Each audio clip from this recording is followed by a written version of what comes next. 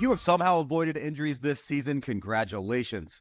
But for the rest of us, it has been an endless stream of lineup tinkering.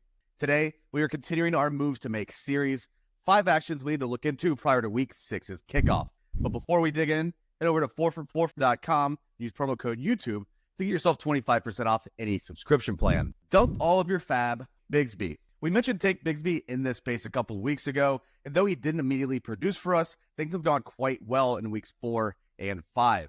In these last 2 games, he has piled up 190 yards on the ground while adding a big 28-yard reception in the team's second drive on Sunday.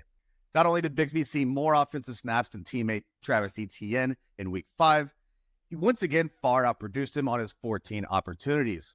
Etienne needed 7 targets to get up to 60 total yards, while Bigsby handled the only 2 rush attempts from within the Colts' 10-yard line.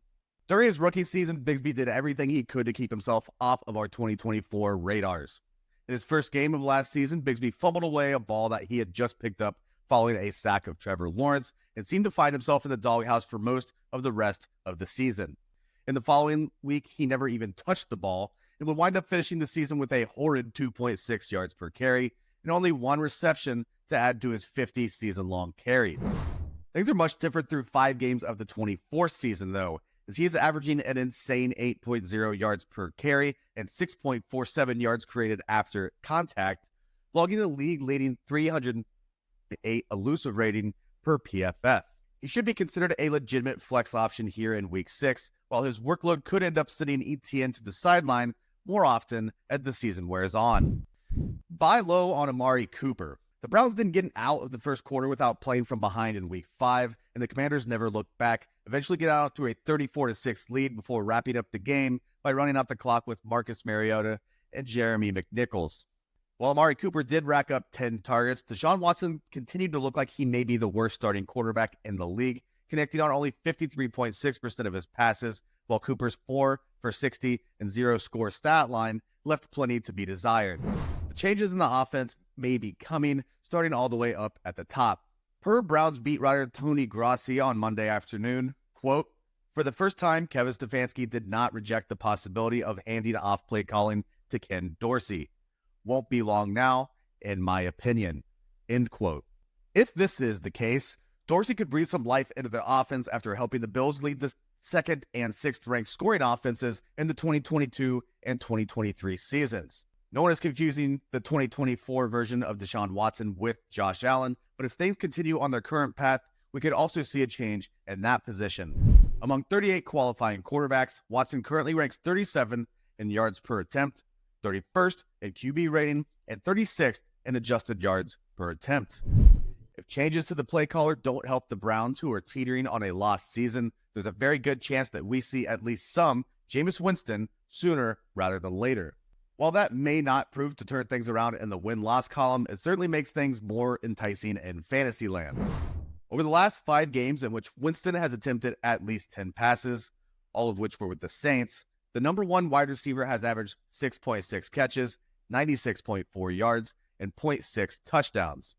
In 4 of those games, the number 1 option accrued at least 80 yards, with the outlier being a 5-catch, 57-yard, 2-touchdown game from Michael Thomas back in 2022. Winston absolutely will make some silly mistakes from time to time if he takes over at any point this season, but if Amari Cooper is averaging something close to that 16.5 half PPR points that other number 1 options have earned, we certainly won't care from a fantasy standpoint. Sell high on Garrett Wilson. It may have taken 22 targets to get there, but Garrett Wilson did indeed get there in Week 5. By eclipsing 12 half PPR points for the first time on the season, Wilson locked himself into a top 10 performance for the first time this year, though a vast amount of those 22 targets were very close to the line of scrimmage, which still capped his ceiling. Of the 57 20-plus target performances in StatHead's database, Wilson's 29.1 PPR points ranked 41st out of 57 players. If he had not found the end zone, his 23.1 points would have ranked 48th out of 57. But he did find the end zone, and his massive output could present us with an opportunity to ship him off in what has been a pretty frustrating first 5 weeks for fantasy managers and the Jets offense alike. With their Week 5 loss pushing them to 2-3, they currently rank 25th in scoring offense and 27th in total yardage, while Aaron Rodgers ranks 31st with his 6.0 yards per attempt. The only quarterbacks who are currently starting who rank below him are Tyler Huntley, Jacoby Brissett, Bo Nix, and Deshaun Watson. Continuing to send Garrett Wilson 20-plus targets is probably not what the team has in mind to bump those numbers up. Rather, the Jets have been firmly planted in the middle of Davante Adams trade rumors, which would obviously come as a detriment to Wilson's massive 29.5% target share. Wilson should continue to contribute to fantasy box scores no matter what move the Jets do or don't make, but if you have a manager in your league who views him as a wide receiver 1 after his big game, try to strike a deal.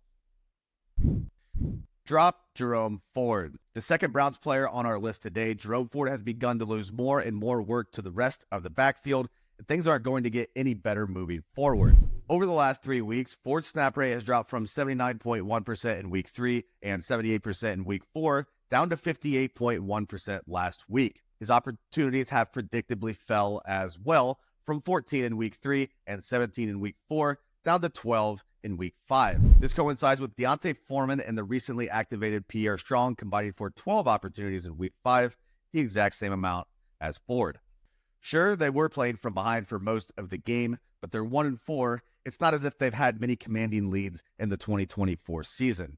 The elephant in the room here is the impending return of Nick Chubb, who came off of the IR list last week and figures to be eased into the game plan in the upcoming weeks.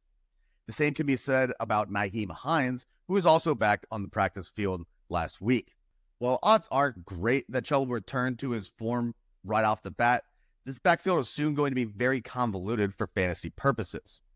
Outright dropping Ford might seem a little bit harsh, but it's certainly a feasible move, particularly in shallow leagues. If you think you can get something in return through a trade, go for it, but otherwise allow one of your league mates to snag him and play this low floor, very questionable ceiling running back. Add Tyrone Tracy. With one of the most polarizing rookie profiles among the running back position as we headed into and out of the NFL draft, many had questions as to exactly how he would contribute to the Giants offense right off the bat. After 4 years of marginal usage as a receiver at Iowa, Tracy eventually transferred to Purdue, where he was afforded the opportunity to play running back in 2023. A former back in high school, he did not look out of his element. His speed and elusiveness shifted easily, and he wound up leading the draft class in missed tackles forced per attempt over the last 2 years. Because of that ability to keep plays alive, he also led all draft-eligible running backs with 4.44 yards created after contact.